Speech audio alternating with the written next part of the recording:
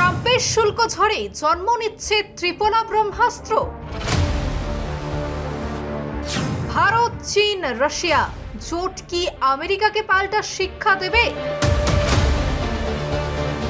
বাণিজ্যকে অস্ত্র করে শত্রু চিহ্নিত করলেন ট্রাম্প।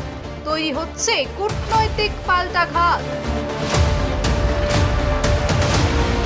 শুল্কের আগুনে গলছে পুরনো দ্বন্দ্ব, কাছাকাছি আসছে এশিয়ার তিন জায়ান্ট। রাশিয়ার ডাক, চীনের সাড়া, মোদির সফর। থ্রি মাস্কেটিয়ার্স জোট কি ট্রাম্পের কাছে গেম চেঞ্জার?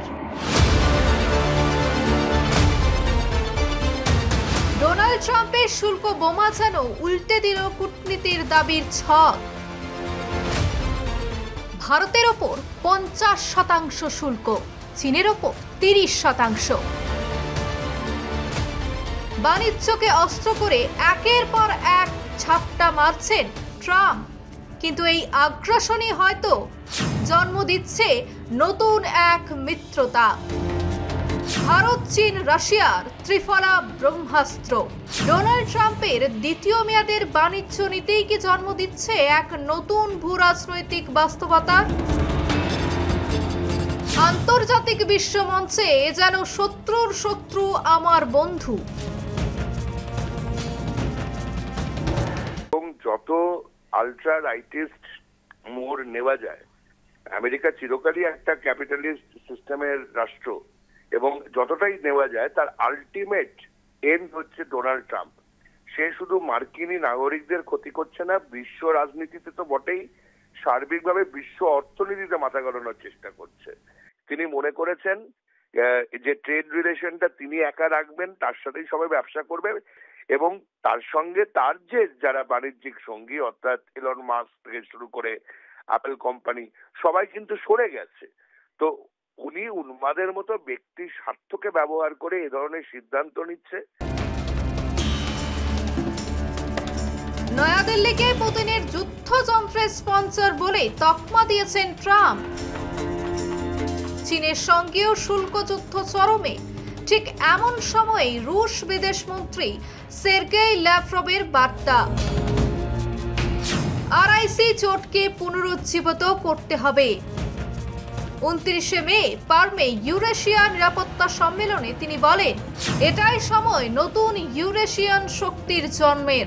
ইউরেশিয়ার মাটি থেকে এবার কি সত্যিই উঁকি দিচ্ছে এক নতুন শক্তি অক্ষ?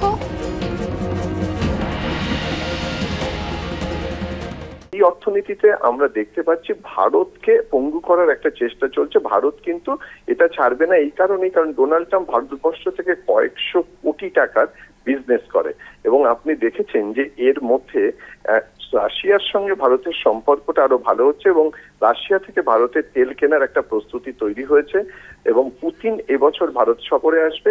একই সঙ্গে নরেন্দ্র মোদীর একটা চীন সফরের সম্ভাবনা তৈরি হয়েছে। অর্থাৎ দক্ষিণ এশিয়া এবং একই সঙ্গে আমাদের যে পোলারাইজেশন ছিল ক্ষমতার বিশ্ব অর্থনীতিতে, বিশ্ব রাজনীতিতে, সেটার পরিবর্তনের একটা সম্ভাবনা আবার নতুন করে তৈরি হচ্ছে। চীন সফরে যাচ্ছেন প্রধানমন্ত্রী নরেন্দ্র মোদী। লাদাখ সংঘর্ষের পর প্রথমবার। আবার চলতি মাসেই ভারত সফরে আসতে পারেন পুতিন।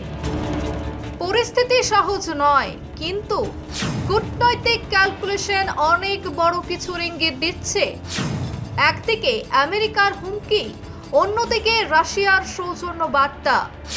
এই দুয়ের মাঝে মোদির বেজিং যাত্রা নিতে পারে ঐতিহাসিক মোড়। প্রশ্ন উঠছে, এই তিন শক্তির সংযুক্তি কি ট্রাম্পকে কূটনৈতিক চেকমেট দিতে চলেছে? বিশ্বমঞ্চে আমেরিকার একাধিপত্যের পাল্টা জবাব কি আসছে ইউরেশিয়ার ত্রিমূর্তি থেকে?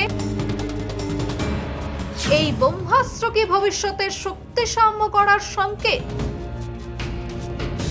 News desk report, news live Bangla.